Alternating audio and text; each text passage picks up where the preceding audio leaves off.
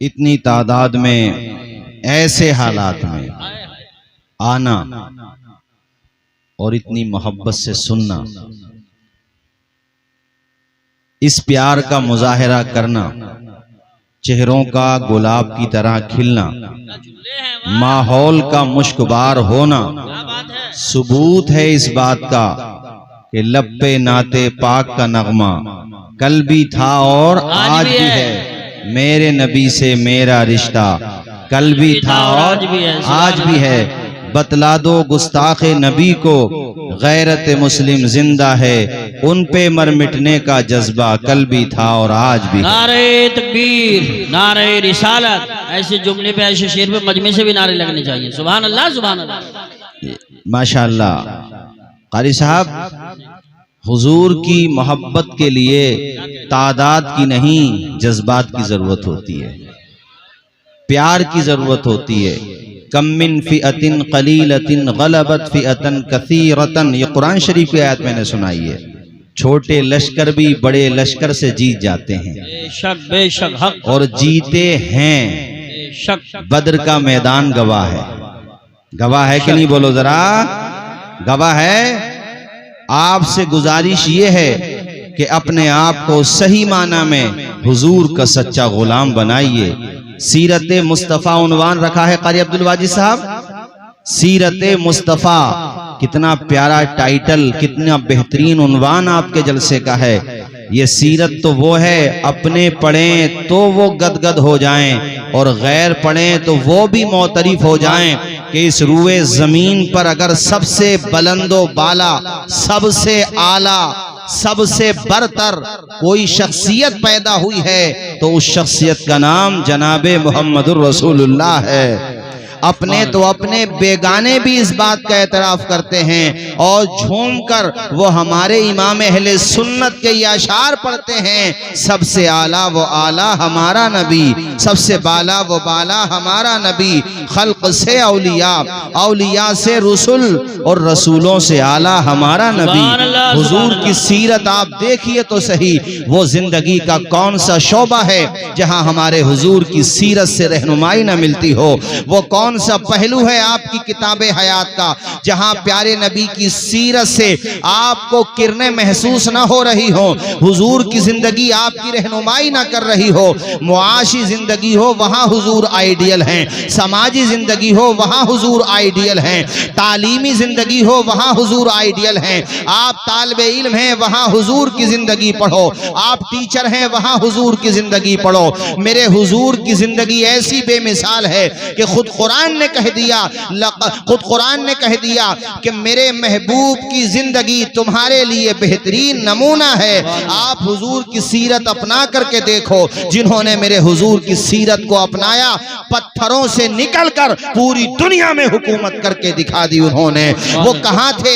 मक्का शरीफ में रहने वाले मदीना पहुंचे और मदीना से पूरी दुनिया में फैलते चले गए। उनके साथ कोई मादी ताकत न थी बल्कि हुजूर की सीरत की ताकत थी, हुजूर की मोहब्बत की ताकत थी, हुजूर के किरदार की ताकत थी। ये कम बड़ी बात समझते हैं आप कि अपने वक्त का एक नुमाइंदा किसी मुल्क का मदीना मुनव्वरा में आके कहता है, ऐ मुसलमानों मैं तुम्हारे प्रेसिडेंट से मिलना चाहता हूँ, मैं तुम्हारे बादशाह से मिलना चाहता हूँ, मैं तुम्हारे अमीरुल मोमिनीन से मिलना चाहता हूँ। उसका वजीर आजम हाउस मुझे बताओ, उसके मकान का मुझे पता बताओ। उसके जहन में जो खाका था, उसकी गुफ्तगू से जाहिर हो रहा था, वो ये समझ रहा था जिस तरीके से हमारे ममालिक में बादशाहों के अजीम शान महलात होते हैं, बेहतरीन मकानात होते हैं, गार्ड लगे हुए होते हैं, फौजी दस्ते होते हैं। मुसलमानों के अमीरुल मोमिनीन हजरत उमर का भी यही मामला होगा, मगर उसे पता नहीं था कि नबी के गुलाम जब हुक्मरानी करते हैं उन्हें तख्तो ताज की जरूरत नहीं होती है,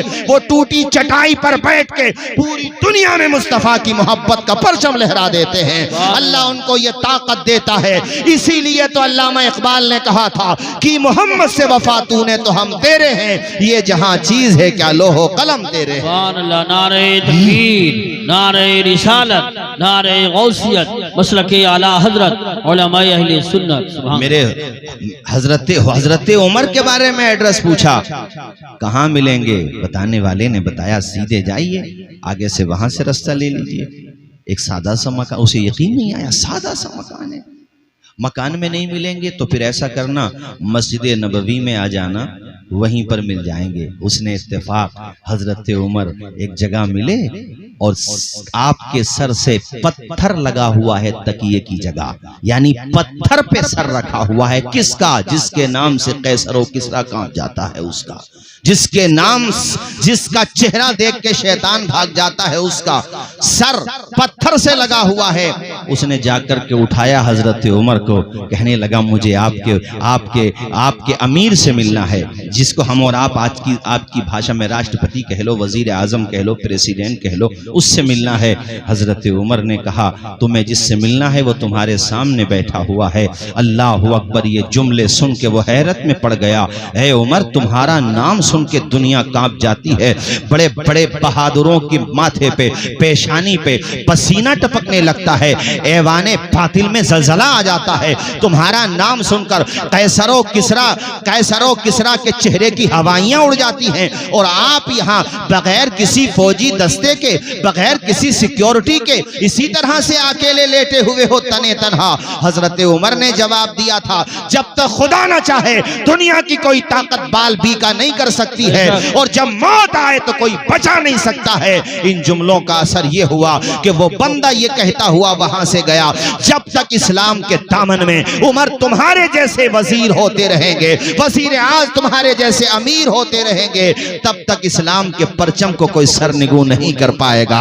अल्लाह अकबर कबीरा। ये मैं बताना चाहता हूं वजह क्या है। नबी की सीरत अपनाई सहाबा ने, नबी की सीरत अपनाई बुजुर्गों ने, यही वजह है। शताब्दियां गुजर गई, कितना लंबा वक्त गुजर गया, आज भी उनकी मोहब्बत हमारे दिलों पे राज कर रही है। आपसे गुजारिश ये करूंगा मेरे भाइयों, सीरत मुस्तफा के नाम से आपने जलसा किया है, इस जलसे का मकसद ये हो कि हम हुजूर की सीरत से रोशनी हासिल करें।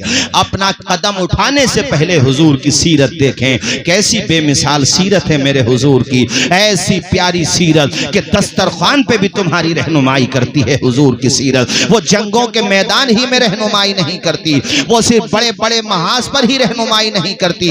आप जब खाना खाते हो तब भी हुजूर की सीरत रहनुमाई करती है। छोटे लुकमों से खाओ, अपने आगे से खाओ, बिस्मिल्लाह शरीफ पढ़ के खाओ, दस्तरखान बिछा करके खाओ। खाने का कोई लुकमा गिर जाए तो उठा लो, वो लुकमा उठा लो, उस लुकमे में न जाने तुम्हारे लिए शिफा छुपी हुई हो, कहीं ऐसा ना हो शिफा नीचे रह जाए और तुम्हारे लिए परेशानी का बाइस बन जाए तुम्हारी ग़िज़ा। लिहाजा दस्तरखान बिछाओ, तबीयत पसंद करेगी। ऐसा ना हो कि बगैर दस्तरखान के तुम खाना खा रहे हो, उठाते हुए तुम्हें शर्मिंदगी से महसूस हो, तबीयत तुम्हारी इस चीज को पसंद न करे। लिहाजा दस्तरखान बिछा लो, उस पे दाना गिरे या रोटी का टुकड़ा गिरे उठा के खा लो। अरे तुम जब उस लुकमे को जो गिर गया था या लुकमे से कोई हिस्सा गिर गया था उठा करके खाओगे, वो लुकमा भी बारगाह इज़्ज़त में दुआ करता है, मालिक इसने मुझे इस लायक समझा है कि मैं गिर गया था उठा करके खा रहा है, या अल्लाह तू भी इसे उठा करके जन्नत का मकाम अता फरमा दे, या अल्लाह इसकी किस्मत को चमका दे, इसने मुझे इज्जत दी है, तू अपने करम से इसे जन्नत अता फरमा दे। सुभान अल्लाह माशाअल्लाह। कहाँ रहनुमाई नहीं करता इस्लाम आपकी, हर जगह हुजूर की सीरत आपकी रहनुमाई करती है। विलेजेस में झगड़ों का मामला बहुत होता है, ग्रुप बंदी और पार्टी बंदी का मामला बहुत होता है। हमारे हुजूर से हमारे हुजूर की सीरत से रोशनी हासिल करो। अभी बचपने का ज़माना है हुजूर का, ज़्यादा वक्त नहीं हुआ है, मतलब ये समझ लीजिए कि इब्तिदाई अय्याम हैं उस ज़माने का। हुजूर का उस वक्त का हुजूर का दौर देखिए, हमारे नबी की सीरत देखिए। अभी मेरे नबी ने नबुव्वत का ऐलान तो नहीं किया था, 25 साल की उम्र थी हुजूर की। 25 साल की उम्र में आप क्या समझते हैं हुजूर के पास रिश्तों की लाइन नहीं लगी हुई थी। मेरे हुजूर जिस खानदान जिस कबीले से चाहते, अल्लाह की कसम वहां से शादी होती बेटी आमना के लाल की। मगर हुजूर की सीरत तो देखो, आपने इंतखाब फरमाया है, खुद 25 साल के हैं, लेकिन जिनका अपने निकाह के लिए इंतखाब फरमाया वो 2 मर्तबा की बेवा 40 साल की हजरत खदीजतुल कुबरा का इंतखाब फरमाया है। और हुजूर ने एक जहन दिया है कि दुनिया जिसको अपनाने से मना कर रही हो, मोहम्मद कहते हैं उसे अपना लो, जिंदगी में तुम्हें इज्जतें मिलेंगी। उस जमाने में बेवाओं का क्या क्रेज था, उनकी क्या वैल्यू थी। आज बाज भौंकने वाले भौंकते रहते हैं मीडिया में, सोशल मीडिया में आपने देखा होगा हमारे नबी की जीवनी पे, आपके चरित्र पर वो उल्टी सीधी बातें करते हैं। उनकी औकात ही क्या है कि वो हमारे नबी के बारे में बात करें। हुजूर का चरित्र तो देखो, आप चाहते जिससे चाहते जहां चाहते वहां निकाह होता, मगर अल्लाह के पैगंबर ने एक बेवा को इज्जत दी और आपको भी पैगाम दिया। आज भी हमारे समाज में थोड़ी सी वीकनेस तो पाई जाती है कि कोई लड़की 35 साल 30 साल 40 साल या ऐसी उम्र जिस उम्र में उसकी बहरहाल शादी होना चाहिए, वो शादी की उम्र है और बेचारी किस्मत की वजह से वो बेवा हो गई या मुतल्लका हो गई। उसके बाद उसके रिश्तों में बड़ी परेशानी आती है, समाज उसकी तरफ से अपना चेहरा फेर लेता है। ऐसा न करो, नबी की सीरत के नाम पे जलसा करने वालों, हुजूर की सीरत का ये हिस्सा भी अपनाओ, उस बेवा को सीने से लगाओ। अल्लाह ताला निकाह का भी सवाब देगा और बेवा को इज्जत देने का भी सवाब अता फरमाएगा। माशाअल्लाह माशाअल्लाह, बहुत खूब बहुत खूब। और निकाह को आसान बनाने की कोशिश करो, जितना हो सके निकाह को आसान बनाने की कोशिश करो। आज जिन पे 4 बच्चियां हैं, 6 बच्चियां हैं, 7 बच्चियां हैं, कितने लोग आपके विलेज में होंगे जिनके पास सिर्फ बेटियां ही बेटियां हैं। ऐसे लोगों को ज्यादा इज्जत दो, इसलिए कि उन पे जिम्मेदारी ज्यादा है। उन्हें बोझ न दो, उनकी आंखों से तकलीफ का आंसू निकलने न दो, उन्हें सहारा दो। और ये न सोचो कि इसके घर पे शादी करेंगे तो हमें क्या मिलेगा, अरे तुझे ही तो सब कुछ मिलेगा। तूने उसे इज्जत दे के उसकी बेटी को अपने बेटे की बहू, अपने बेटे की बीवी बनाया, अपनी बहू बनाया है, तूने उसे इज्जत दी है। यकीन मान, खुदा अता करने पे आता है ना तो बिजली को कड़क, शम्मा को लो देता है, वो तो पत्थर में भी कीड़ों को ग़िज़ा देता है। और देने पे जो आती है करीमी उसकी, एक मांगो तो 100 देता है। सुभान अल्लाह माशाअल्लाह। आप खुदा की बारगाह में मांग के तो देखो, ऐसा काम तो करके देखो जिससे मेरा रब राजी हो, जिससे मेरे रब की रजामंदी आपकी तरफ मुतवज्जे हो, उसकी रजा आपको अपनी, उसकी रजा आपको मिल जाए तो आपकी दुनिया भी कामयाब हो जाए और आपकी आखिरत भी कामयाब हो जाए। निकाह के हवाले से कारी साहब मैंने इसलिए कहा कि जैसे जैसे महंगाई बढ़ रही है वैसे वैसे हम लोगों के दिमाग खराब होते चले जा रहे हैं। मतलब हम इतने संगदिल हो गए कि हमें दूसरे पे तरस नहीं आता, ख्याल नहीं आता हमें, हम ये नहीं देखते। हालांकि समदाना है आपका, आपकी रिश्तेदारी हुई है, आप जो है उसके साथ बजाय दोस्ताना मरासिम अदा करने के दुश्मनों वाला मामला कर रहे हैं।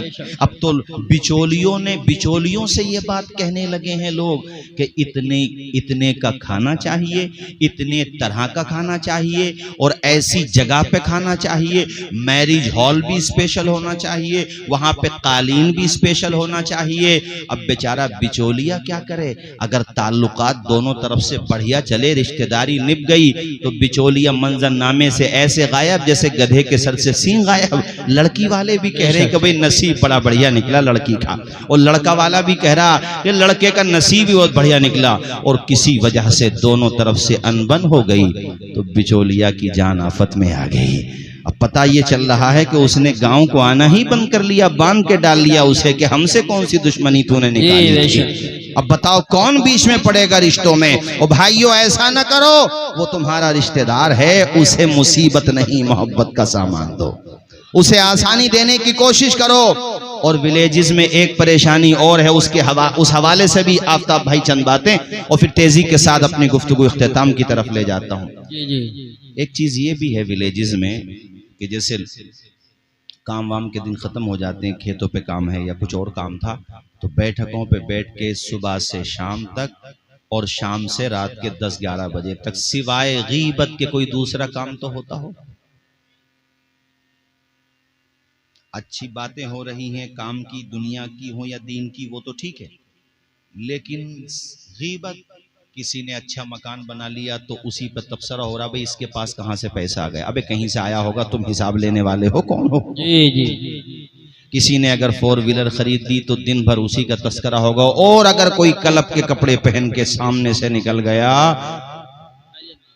तो खैरियत तो छोड़ो, बाज तो पास में ही चले जाते हैं, हाथ पकड़ के कहते हैं कहां से मार दिया।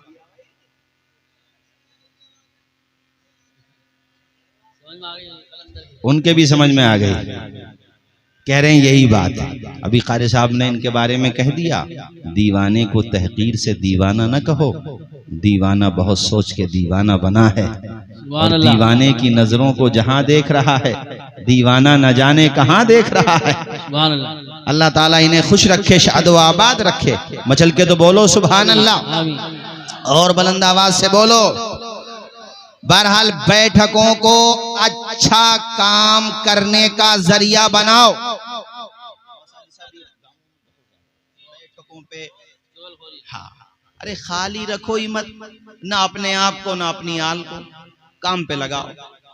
खाली जहन में तो शैतान घर बनाएगा, और जब काम से लगे हुए हो तो फुर्सत ही नहीं है आदमी को। अपना सुबह गए शाम गए, काम पे लगे रहो, बात खत्म। ये बात मैंने, हालांकि बैठकों के फायदे भी हैं, बेशक फायदे भी हैं, मगर नुकसान ज्यादा हो रहे हैं आजकल। एक तो ये, और दूसरा पार्टी बंदी हमारे वहां पर इतनी है कि नरेंद्र मोदी जी और राहुल गांधी में उतनी नहीं होगी इतनी हमारे वहां पर है आपस में। वो तो एक स्टेज भी शेयर कर सकते हैं और एक साथ चेयर पे बैठ भी सकते हैं, एक प्रोग्राम भी अटेंड कर सकते हैं साथ में, मगर हमारे यहाँ प्रोग्राम अटेंड करने की बात कर रहे हो, अगर सामने से भी गुजर गया तो एक दूसरे को, अरे भाई मुसलमान है, ठीक है आपका मिजाज नहीं मिलता, लेकिन सामने से गुजरा है तो कम से कम अखलाकन तो उसे सलाम करो यार। जी बेशक, सलाम कर रहा है, सलाम का जवाब भी उसे दो। और दूसरी बात, उसके घर पे अगर नबी का जलसा हो रहा है और वो तुम्हें बुला रहा है तो जाने की भी कोशिश करो आप। इतनी कशीदगी ये ठीक नहीं है। जिंदगी का क्या पता कब खत्म हो जाए।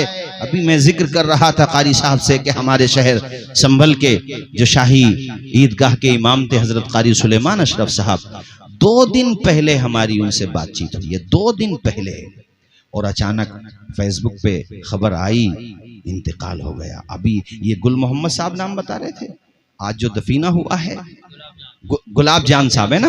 अब आप यहाँ बैठे, हम यहाँ तकरीर कर रहे हैं, ठीक है, खुदा की कसम ये नहीं कह सकते कि आने वाला सूरज जो अब तुलू होगा सपीदे सहर हमें देखने को मिलेगी कि नहीं मिलेगी। सही बात, नहीं कह सकते।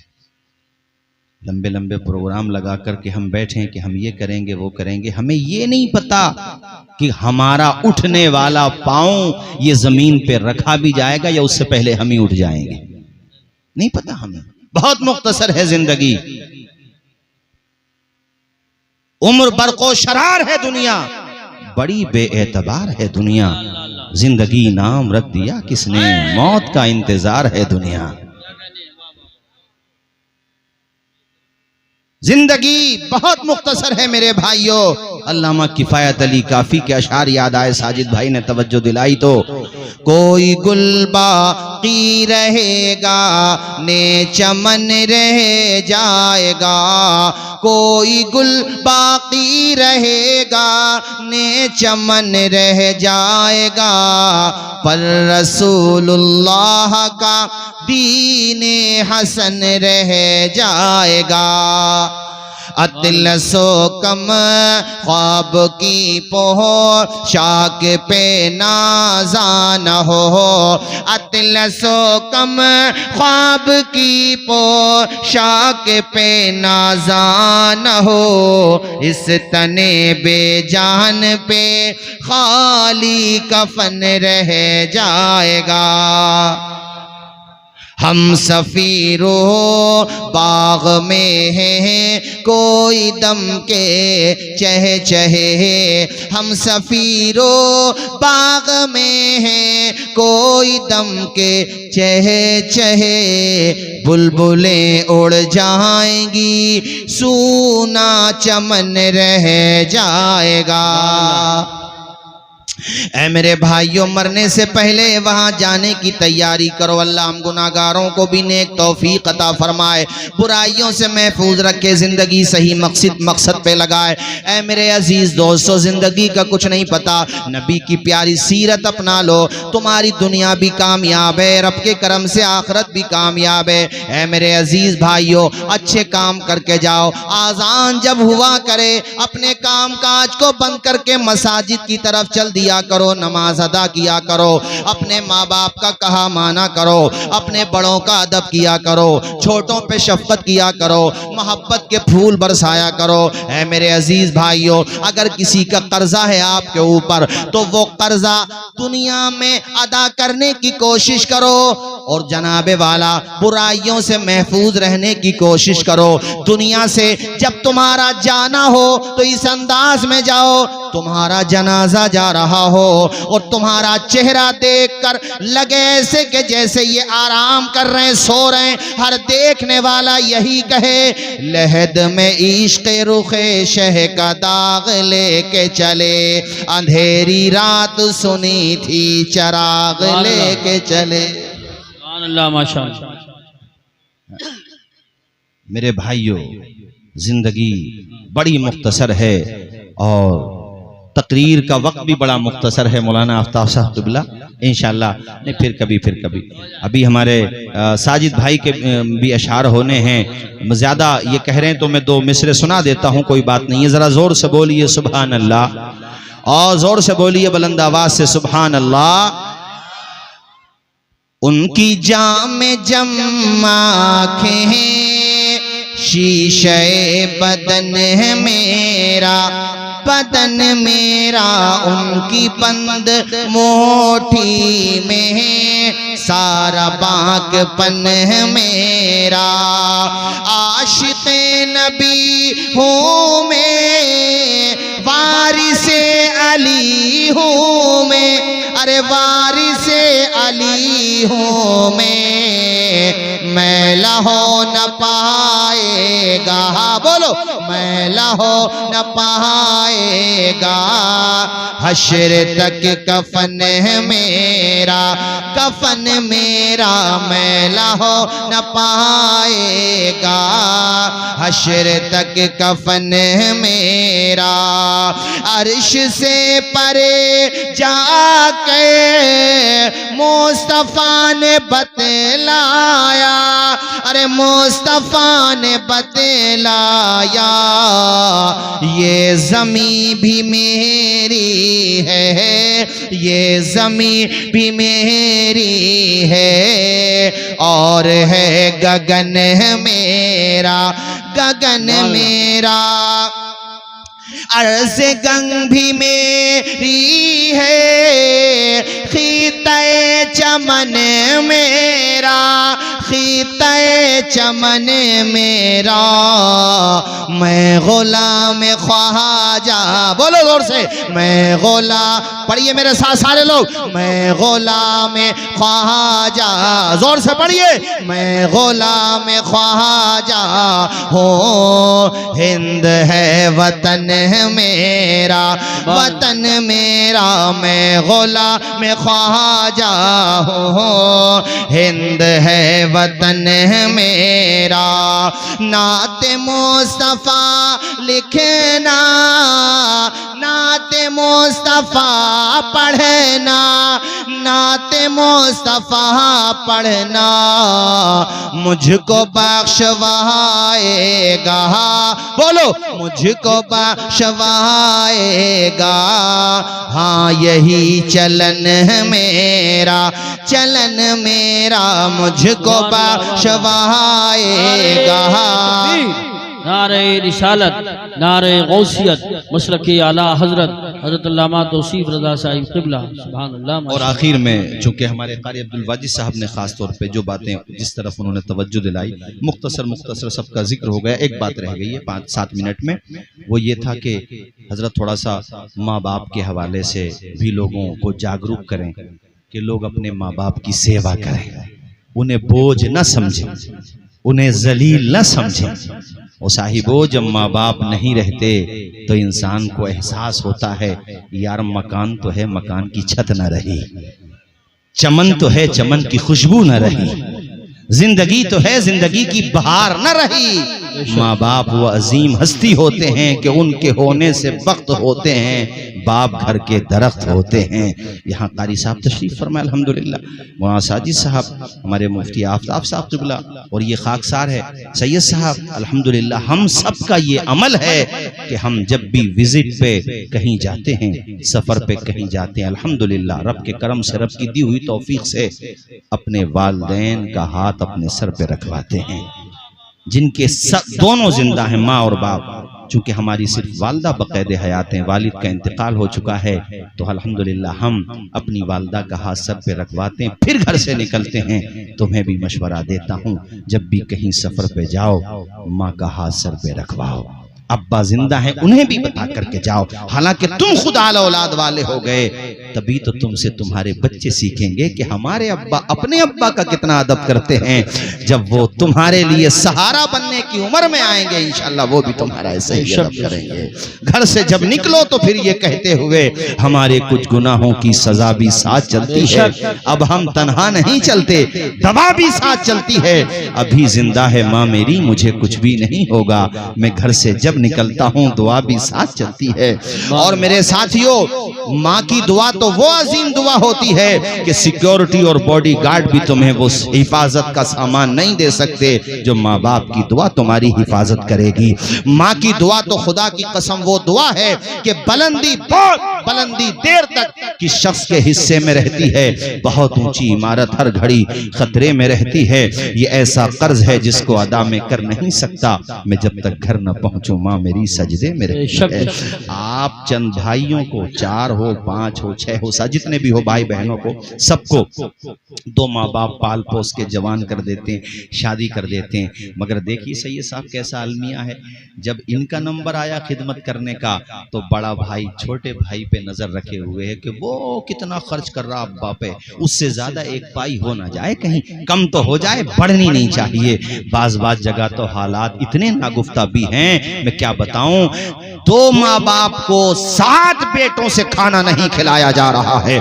1 महीना एक बेटा खाना खिला रहा है, दूसरे महीने दूसरा बेटा खाना खिला रहा है। अगर बतौरे बरकत तुमने ऐसा किया है कि माँ बाप की खिदमत की बरकत हम सबको मिले, तब तो कोई कबाहत नहीं। लेकिन मुझे ऐसा लगता है कि लोगों ने बोझ समझ के ये किया है कि 1 महीना तुम खर्चा उठाओ, 1 महीना तुम खर्चा उठाओ। कैसे तुमने तकसीम किया है अपने माँ बाप को।